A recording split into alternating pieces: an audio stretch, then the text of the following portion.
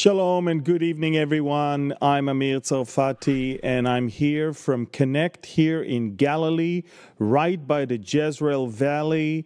And we are getting hit quite often by barrages of rockets from the north, from Hezbollah. So I'm just telling you that if from some reason you will see me disappearing from the screen for 10 minutes, don't go away.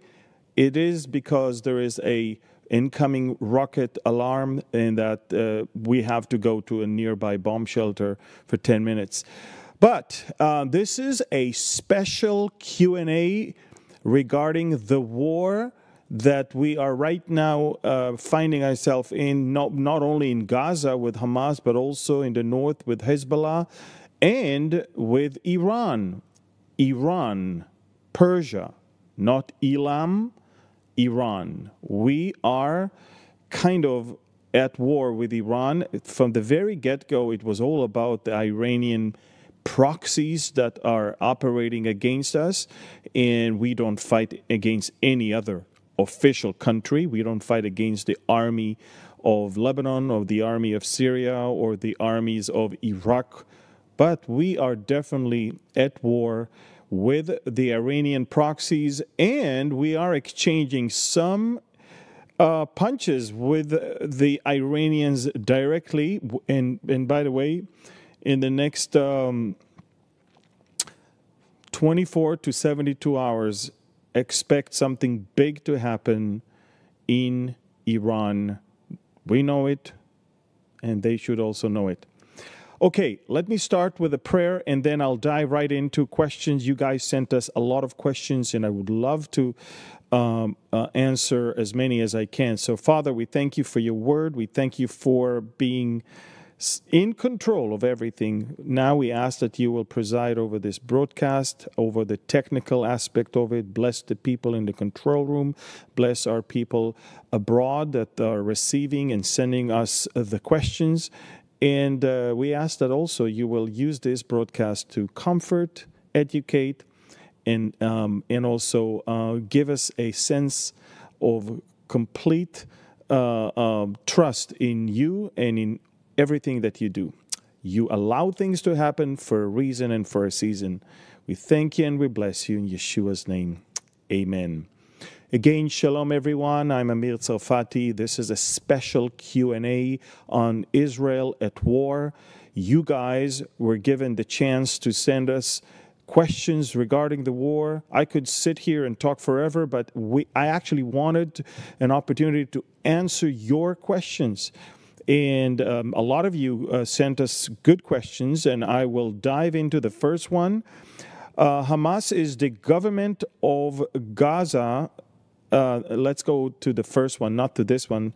Is Hezbollah part of the government of Lebanon or just an invading military force? Hezbollah is not an invading military force. Hezbollah, although it's an Iranian proxy, it's mostly consisted of Lebanese people.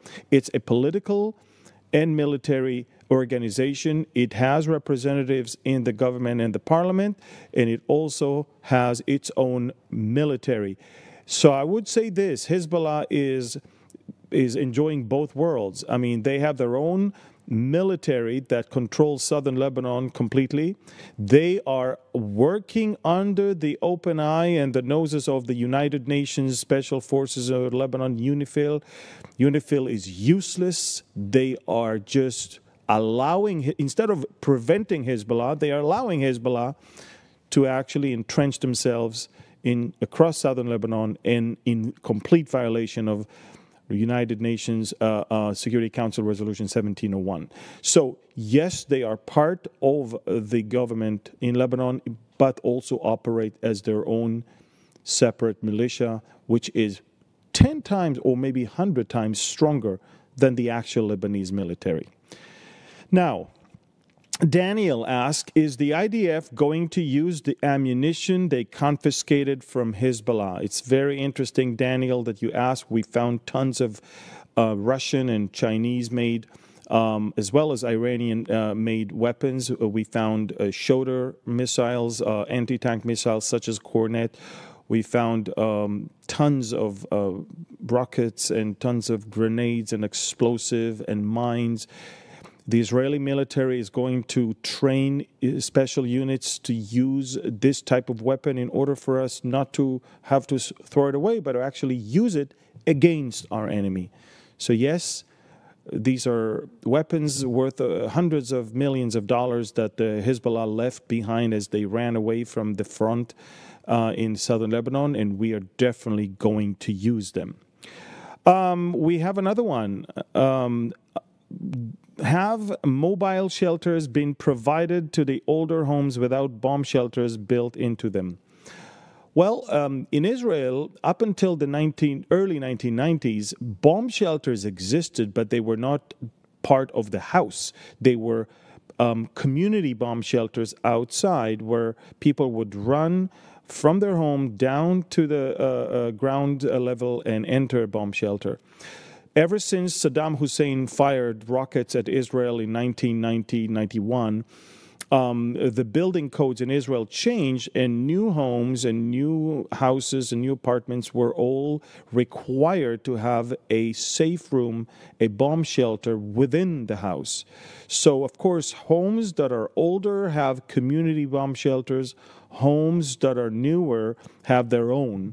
And so this is why, by the way, thousands of rockets, and barely anyone is getting hit or dying from those rockets, because people, they do have shelters and they use them in a very smart and obedient way. Lewis, when Israel attacks the nuclear sites, will this fulfill the prophecy against Elam, seeing as how their facilities are in the area of ancient Elam? Let me put it to an end, this whole Elam thing. Elam is an ancient kingdom that does not exist anymore, and it is a small portion of today's Iran. So the prophecy regarding Elam is a prophecy that has already been fulfilled. That place does not exist. Today, we're not fighting against Elam. We're fighting against Persia, Iran. That's the prophecy that has to be fulfilled in Ezekiel 38. And by the way, there are 12 to 15 nuclear sites. Many of them are not in the territory of ancient Elam. So let's not try to squeeze, things to fit into something that has already been fulfilled.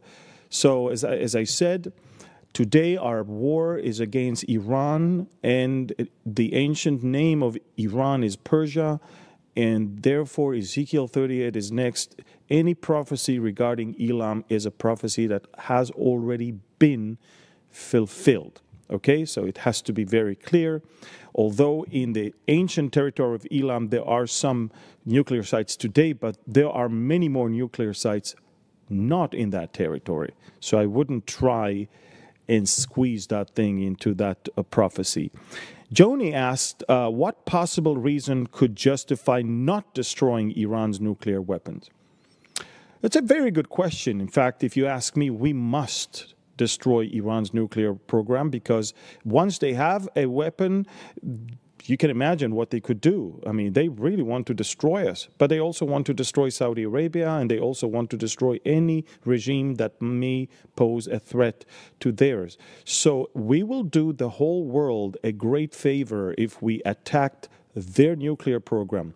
Now, if we're smart and we want to avoid any confrontation with the United States, and by the way, this pathetic administration does not want us to hit the nuclear program of Iran, what we can do is strike the sites that Iran never declared that they have. So it will hinder their nuclear program, but they cannot admit that we strike those sites because they never said that they have them. This way we don't cross any line with America, and we can also signal to the Iranians that we can do that.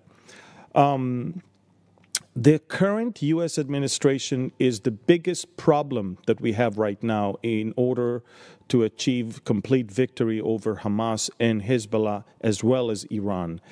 In order for them to continue to supply us with arms that we buy from them, they demanded us to sign on a piece of paper that basically ties our hands behind our back when it comes to how we fight. They want us to continue to provide humanitarian aid to Hamas. They want us not to touch UNRWA, which is a collaborator with Hamas. And they want the Red Cross to visit the terrorists, but they don't ask the Red Cross to visit the abductees.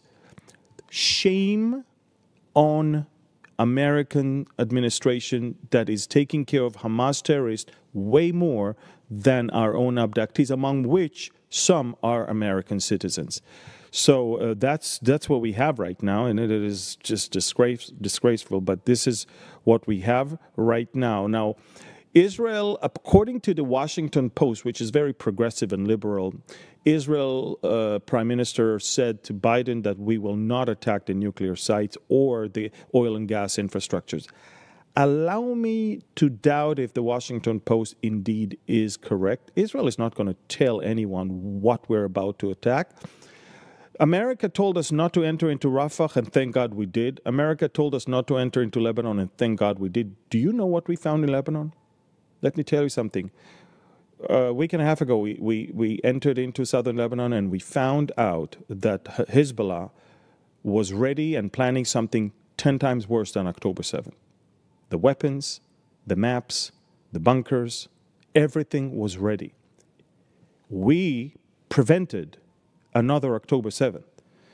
And when America is telling us, don't go in, America is telling us, do not do your job to prevent another October 7th. That's what it is. Same goes with Gaza. America told us don't go to Rafah. Rafah is the key because from there, all the weapon flows into Gaza from the Egyptian side. And for months, they were pressing us not to, they told us that it's going to be a disaster. Well, it wasn't. We went in, and this is why Hamas is almost completely out of business. That's why. Unbelievable. Who is the Palestinian Islamic Jihad in Gaza? Are they friends with Hamas? Yes, they are. Look, there's so many fractions among the Palestinians that are conducting terror attacks against Israel. The Islamic Jihad has been more close and aligned with Iran for many, many years. Hamas has been much, much stronger, and the alliance that both organizations have is only because both of them want to annihilate Israel. That's all. They hate each other's guts, but for the sake of the common call to destroy the Jews and destroy Israel, they collaborate. June is asking, does Israel have the artillery to bomb the nuclear sites in Iran? There's quite a few nuclear sites. Israel, if we go all the way to Iran, 1,200 kilometers, I'm sure we're going to carry enough bombs to hit the most important part, nuclear reactors and enrichment facilities and all of that. But remember, you can have enough uranium, but if you don't do something with it, then it's just enriched uranium. We need to also hit the research centers where they're actually converting that uranium into a nuclear warhead. And then we need to also attack their ballistic missile sites, because the only way for them to convey the warhead is on top of a missile. So there's quite a few things that we can do to paralyze their efforts to attack Israel. Annie is asking, what is the morale in Israel right now? Much higher than it was a month ago. Ever since the beepers and the radios and the walkie-talkies, ever since we completely turned everything upside down, ever since we started destroying Hezbollah, you have to understand something. For the Israelis, Hezbollah was a monster. We feared Hezbollah way more than Hamas. This is, by the way, why we neglected Hamas and allowed the October 7th to happen, because our eyes were fixed on Lebanon. We were very ready when it comes to Hezbollah. We were not ready when it comes to Hamas. So for many years, the IDF was looking at Hezbollah as the big monster. So to see that big monster being completely dismantled almost within 3 weeks of course, it's uplifting the spirits, and for us to be able to invade into southern Lebanon and find all their monstrous things that they prepared against us, it's phenomenal. So yes, the morale is much, much, much higher. Suzanne is asking, any updates on the hostages in Gaza? Also, any news on those UN workers who were killed recently? Did they have terrorist connections? So first of all, we know more or less the whereabouts of many of the hostages. Unfortunately, for us to try and get them would mean that they would be killed. About half, if not more than the 101 hostages, or the 100 hostages that are still there, are dead already. We know that, and the families were notified about that. So at least 50 families are expecting dead bodies and not someone alive. Israel is still working hard. The problem is many of the living hostages are being held with a gun point, and so it's obvious that even if we know where they are, trying to release them at this point will mean their execution. When it comes to the UN soldiers in Lebanon or we are begging the UN people to move. We don't want them to be in harm's way. But from some strange reason, I'm not sure why, but when Israel is attacking, they don't want to move. But when in Syria, when the civil war started, they ran away straight into Israel to find shelter. So when terrorists are attacking, they run away to find shelter in Israel. When Israel is responding, they don't want to move. Suddenly France and Italy and United States, they're saying, don't let the United Nations forces leave their post. They did nothing for 30 years. And now when we need them out so we can finish the business, they don't want to move. I guess it's their responsibility. I don't think they had terrorist connection. I just think that they were afraid of Hezbollah and allowed Hezbollah to operate. Maybe even they got some payment to not do anything. Why doesn't Israel produce and manufacture their own weaponry? Then they never have to be beholden to others for decisions made or not made. It's a good question. We do have, in military industry, we are producing around-the-clock things, but we're also selling weapons to the whole world, and we're also buying weapons from America and from other countries. And that's how it is. Countries normally produce weapons and buy weapons. That's how it goes. It depends what type of weapon it is. Israel is definitely learning its lesson not to depend anymore on any country when it comes to us defending ourselves.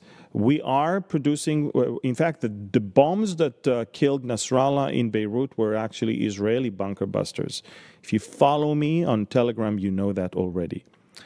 What's the difference between Elam, Persia, and Iran according to your opening comments? The difference is very simple. Elam is an ancient kingdom in a small portion of Iran of today.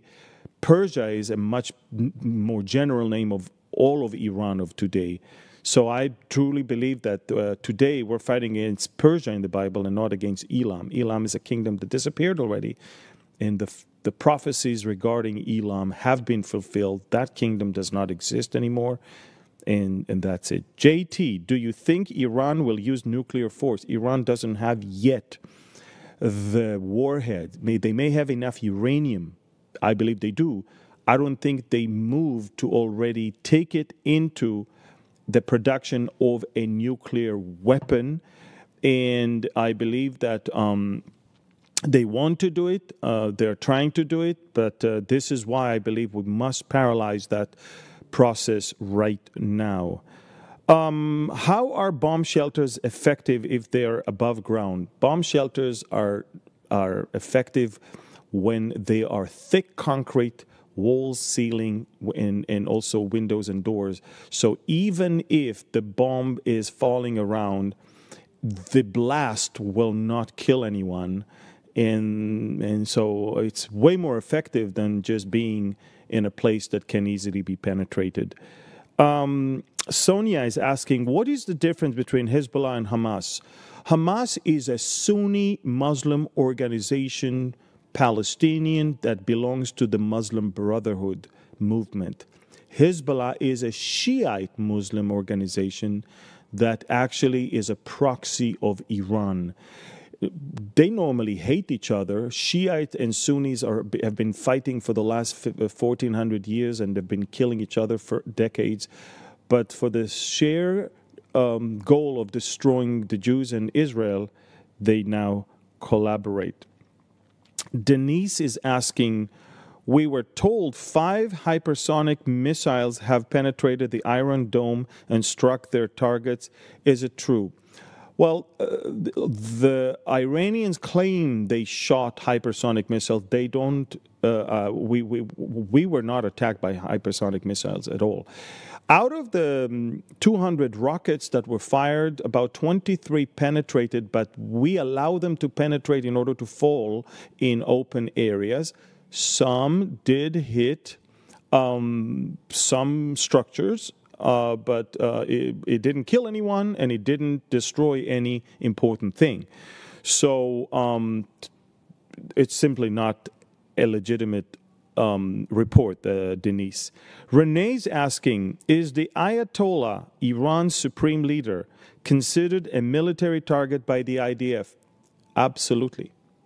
Any leader in Iran, of Iran, is a target, and they know that. That's why they are evacuating their supreme leader into safe zone, because they know he can be taken out. We want to take him out. He is the problem. He is the father of all of this diabolic plan to destroy us. Deacon is asking, how many THAAD systems are being sent to aid Israel, and will they make any difference? So far, only one has been sent in recent days. To tell you that they are going to make any difference, it's more on a declarative level. A THAAD interceptor cost 10 times more than an Arrow one. So Israel has an equivalent system that costs 10% than the THAAD. So I'm not sure if it will make a great difference, because there's only one battery. But it's on a declarative level. It shows Iran that America is here to assist Israel, and that's enough for the Iranians to know that we are not alone. Is the data reported by the Minister of Health in Lebanon accurate? Are they reliable? I'm not sure which data. There's over 2,000 people who died in Lebanon since October 8. By the way, all of them, it's an unnecessary death, which means the war that we had on October 7th was not against anyone in Lebanon. No one. We never, ever did anything to the Lebanese. They should have never started on October 8th to shooting rockets at Israel. Everything that happens to the people in Lebanon right now is not because we want war with them or we started a war with them. They started a war against us on October 8th. So all of these 2,000 people, their lives could have been saved if Lebanon would have stayed out of this and allowed us to finish Hamas, because Hamas started a war against us. That's all.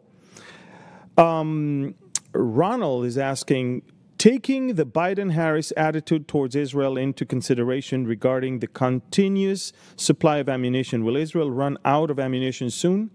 No.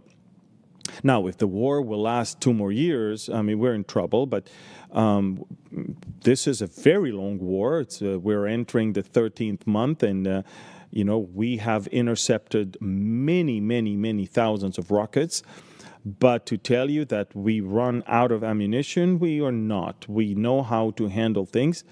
If the Biden-Harris administration will turn next month into the Harris-Walz administration, then we are in trouble, for sure. And I will not hide from you, 95% of the Israelis preferred Trump.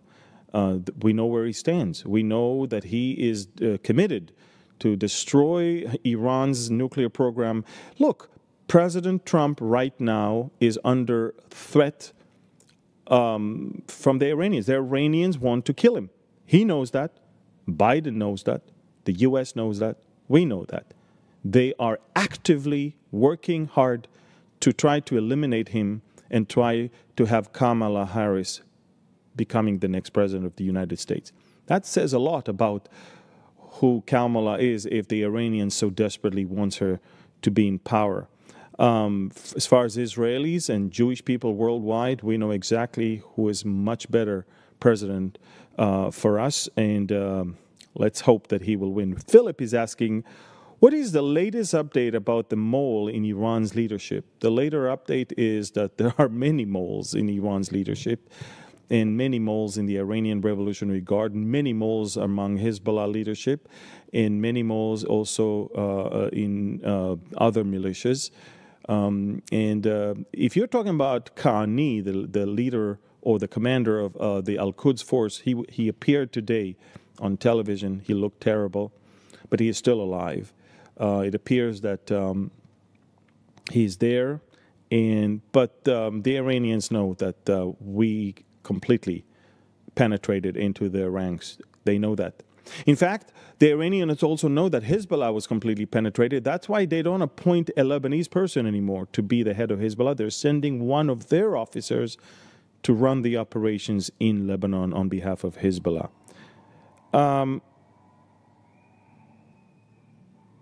Darlene is asking, would it be more expeditious for Israel's victory if Iran's nuclear plants are struck first rather than fuel and oil? Absolutely. It's important to remove... Look, not every day hundreds of fighter jets will make all the way to Iran's territory. And if we dare to do that, if we dare to go all the way, I think we need to carry out the most important mission, because God knows if we could do it again. So I think it'll be, look, more than Israel, I think Saudi Arabia, the United Arab Emirates, Bahrain, all of these moderate Sunni countries really want to see Iran's losing its nuclear capability forever. So we will do the whole world a great favor if we take care of that threat first. Why isn't Lebanon doing more to support Israel now that Hezbollah is weakened? Because Lebanon is a very divided country right now. In Lebanon, there are many minorities that comprise the Lebanese society. There are Christian Maronites, among the Christians, there are Orthodox and Catholics. And, of course, there are the Druze, there are the Sunni Muslims, the Shiite Muslims. For the most part, people don't like Hezbollah, but Hezbollah is too powerful. It has tens of thousands of rockets still. It has a lot of soldiers on the ground, so people are too afraid to act against Hezbollah. Israel must continue to crush Hezbollah, and maybe, and only maybe then, the Lebanese will take things into their hands, smell the blood, and go and attack and take finally control over their country. I hope they'll do it. We have another question here. Nancy, if they hit the nuclear site's reactor in Iran, will there be a fallout globally? I don't think so. I think that Iran is not yet there with the nuclear capability, but I do think that Iran will want somehow to avenge by waiting and joining then a greater coalition such as the one that will be led by Russia. Again, I truly believe that Israel is going to strike in Iran. Israel will end up this war victorious and will be in that very position where we will have the atmosphere and reality that will eventually then lead to the Ezekiel war, which means we need to be safe, secure, and prosperous. It has to happen. Desiree, can you please elaborate on what you meant by the prophecy of Elam having already been fulfilled? Look, there are prophecies about Elam being destroyed in Jeremiah. And it's, some prophecies have dual meaning and dual and some of them talk not only about past but also future. But in this case, Elam is an ancient kingdom that is only in a small portion of Iran of today. And Elam is not there. Elam has been destroyed already. So why asking about, why suggesting that Elam has to be destroyed when that kingdom doesn't exist anymore? It is destroyed. It's almost like asking me, will the Babylonian Empire be destroyed? It has been destroyed already. I mean, we're not going to destroy an empire that has already been destroyed. Elam is not anymore here to be dealt with. Persia, however, all of Iran is here, and it will be destroyed or it dealt with, especially during Ezekiel's war. Curtis is asking, has Iran obtained nuclear weapons from other countries such as Russia? No, not weapons, but they are obtaining technology and knowledge. They still don't have a weapon. I think nobody wants them to have one because they're too crazy. But it's very obvious that they're on the race to have it. They've been lying to the whole world that they don't want a weapon. They told the whole world that all they want is nuclear energy. That's it. Israel told the world, they are lying to you. We found all of their documents. We stole their archive to prove to the whole world that they have secret program for military weapon, military use. And now everybody wake up to understand that this is exactly what they're going to do. Barbara is asking, what is the origin of the term Palestine, Palestinians? It goes back to 135 AD when the pedophile Caesar of Rome, Adrian, wanted to finish with the Jewish people and rename the land that was then called Judea and rename it after our Old Testament foes, the Philistines, to humiliate us. So he named it Palestina. So it has nothing to do with Arabs. It has to do with, basically humiliate the Jewish people and naming things after the Philistines, who, by the way, were Greek. They were not even Arabs. So there is no Palestine in the Bible. They were Philistines, and they were not of Arab origin at all. So that's who they are. The Arabs began to use the term Palestinians only in the mid-60s. That's it. When Israel already declared statehood in 1948, up until that point, Arabs were just calling themselves Arabs. But when they saw that the term Palestine is now free and Jews don't use it anymore, the Soviets decided to create the PLO and to establish a counterbalance to the American growing influence, and thus created the Palestinian narrative. And it's all Soviet propaganda. There were no Palestinians before. There were Arabs before.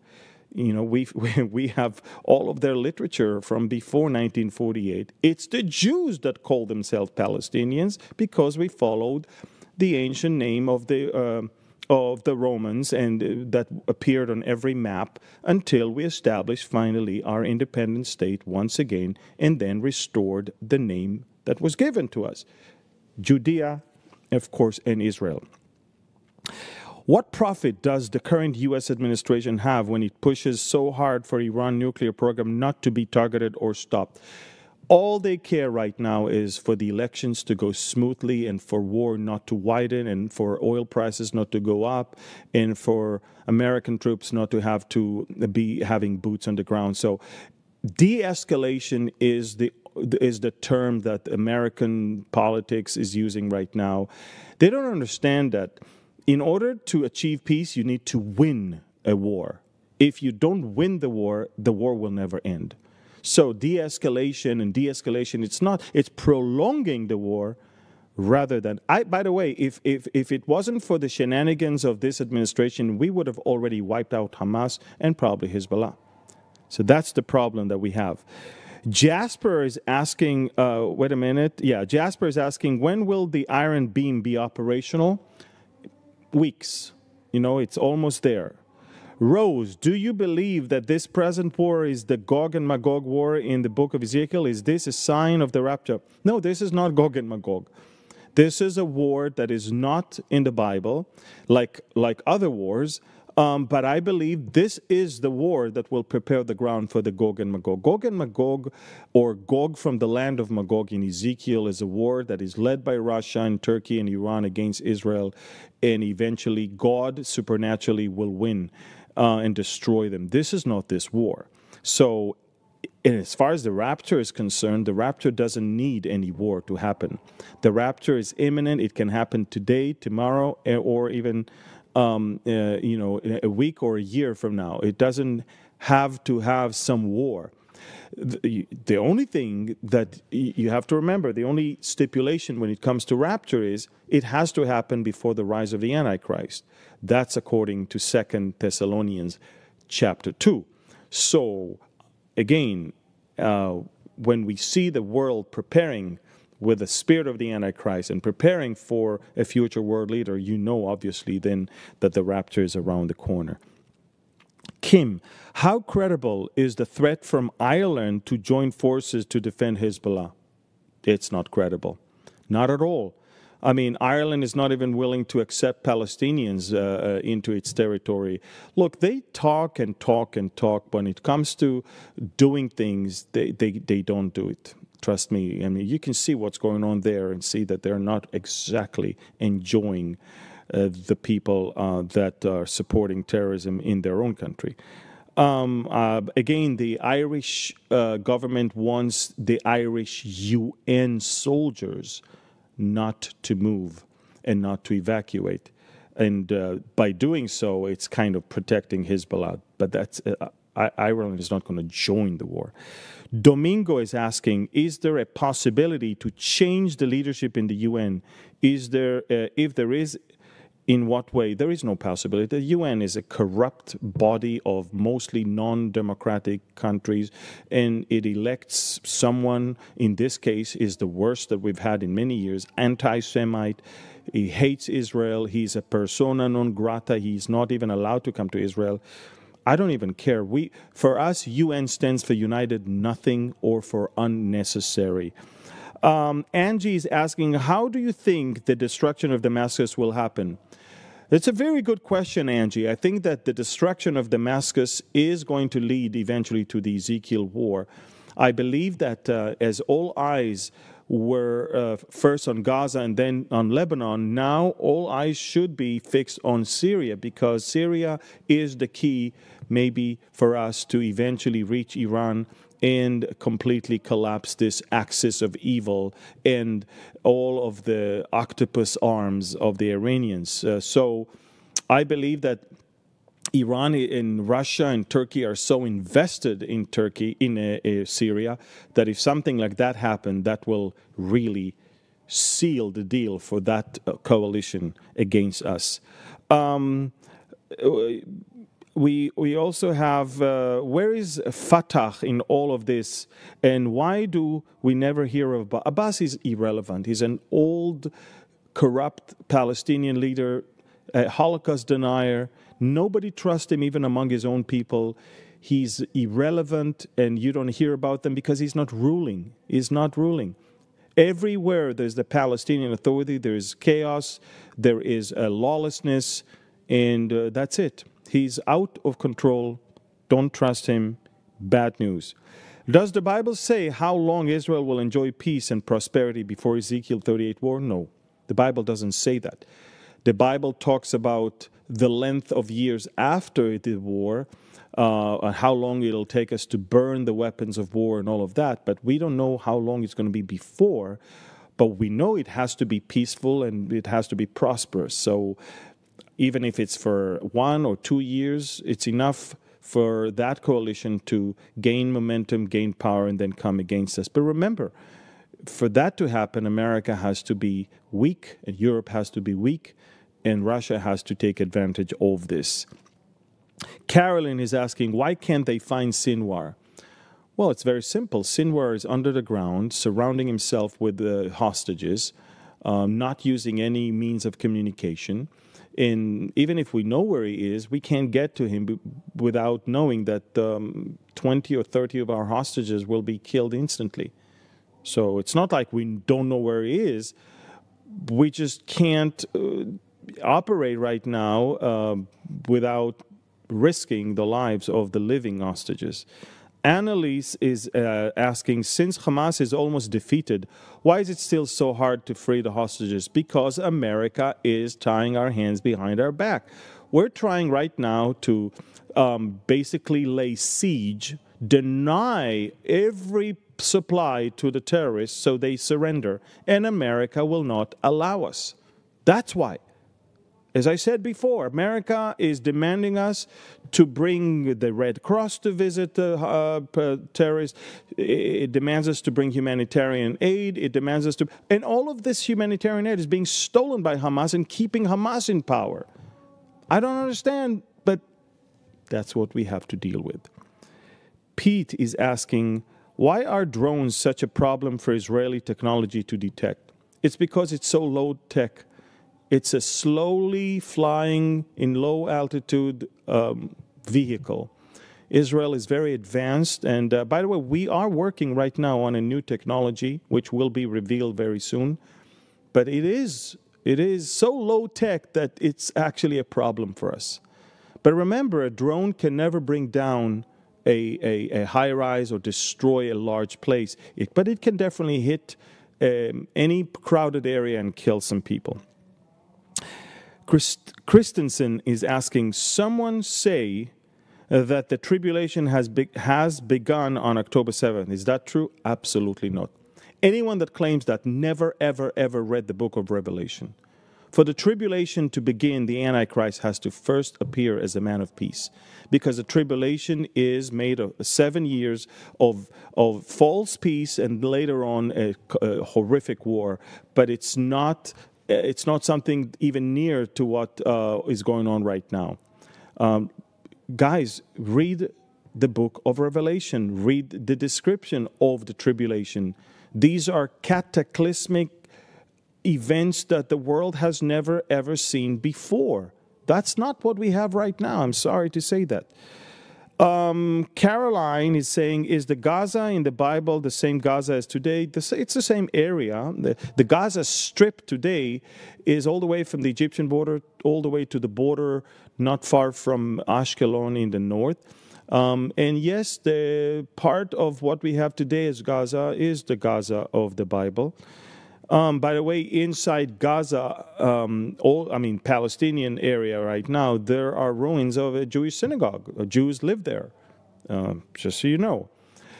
John, when will Israel finally deal with the Houthis from Yemen? Well, from time to time, we are flying all the way to Yemen. We drop a few tons of explosive. We disable their ports in Hodeidah and other places. And then they are staying quiet and lick their wounds. And that's what we did a few weeks ago. And that's what they are doing right now. They're pretty quiet over the last few weeks ever since. And if needed, we'll have to do it again. Brad is asking, do you think Israel will be tasked to rebuild Gaza? Let us first finish destroying it and then talk about rebuilding it. Right now, almost every home in Gaza is a terror base, either has weapons or has infrastructures for terrorists. Therefore, it is being destroyed. It'll take decades to restore Gaza. I don't think we even think about it right now. What we want right now is to finish the war, get our abductees, and destroy Hamas. Later on, we'll have to see what we do. But right now, we don't even deal with that because we haven't finished yet. America is not letting us finish the job right now. Pam is asking, are you worried about Russia and Iran being united? Well, look, I know the end of the book, so I'm not that worried. I know that God is going to defeat them eventually. But we are watching this alliance, that unholy alliance, already happening. We're watching it, and unfortunately, it's something that should worry many. They're going to come against us, and it's not going to be easy. But thankfully, we know the end of the book. Thankfully, we know the end of the chapter. Read Ezekiel 38. God will intervene, and in a very amazing, supernatural way, He will be the one who will defeat those enemies of Israel, and the whole world will be astonished. Nelson is asking, how many terrorists POWs are Israel having to cater for, and is there enough facilities to hold them? Thousands of them are in the hands of Israel. We do have facilities. We are catering. If you ask me, all of the perpetrators of the massacre should have been executed, but they are not. They are going to stand for trial, and they're eating our food. They're using our shelters. They're having better life probably now than they had in Gaza. So I'm not sure how long it's going to take. But when I say executed, I mean tried and executed, capital punishment. I'm not just saying shoot people. I'm just saying try them, capital punishment, and that's it. CJ, are the Philistines from the Bible the Palestinians today? Absolutely not. The Palestinians today are Arabs. Ask them, they'll tell you. They don't even know what the Philistines is. The Philistines in the Bible were people from the island of Kaftor, from Crete, from the Greek Isles. They were not from Arabia. They were not Arabs. They were not Middle Eastern. They were sea people. And so that's definitely not the case. The Canaanites don't exist anymore. The Philistines don't exist anymore. After King David, we don't hear about them. That's it. They were gone. So the Palestinians are Arabs that decided to use the name Palestinians because it was vacant. Jews stopped calling themselves Palestinians because they have now independent state called Israel, so now they're called Israelis. And the Soviets thought, let's create a new entity that will not help the Jews to expand and actually be the problem there, so we can we can definitely not allow American interest to win in that area. David is asking, what would you say to the Palestinian sympathizers in the United States? All I will say is that study your history and open your eyes to understand that they don't only hate Israel, they hate America. You will never see American flags in their demonstrations. You will only see Palestinians, Hamas, Hezbollah. They hate your guts. Shame on Americans that sympathize with those that hate America. What happened? Now, I just saw the poll that shows that 80% of Americans support Israel and 20% support Hamas. That's 20% too much. Those 20% that support Hamas are actually 20% that hates America. So there's 20% in America that hates America, and that should alarm the Americans very much so. So it's important that you guys denounce it and stay away from it. Israel is your ally, and they want to destroy us, and trust me, you're the big Satan. They call Israel small Satan, they call America big Satan. We are on their way to come to you. So just remember that when you deal with Palestinian sympathizers. Guys, this is it. We're almost at the end. I hope I answered as many questions as you can. I want to tell you all, please, please, please, one of the best things you can ever get for your friends and family for Thanksgiving or Christmas is my latest thriller, which apparently some of the things that are here were already happening. It's almost prophetic. We can put on the screen right now the QR code so you can order it. It'll really help me if you pre-order it now so we can get this book up in the numbers so it can also be in the big stores, and non-Christians will be exposed to through fiction to biblical content. Help me. I need your help.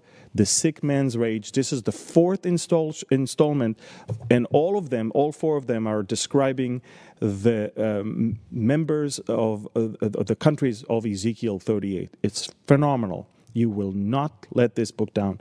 put this book down. I mean, you are going to read, and it's amazing. Please help me get the Sick Man's Rage, sickmansrage.com. It'll really help me. Thank you. God bless you. And shalom from Galilee.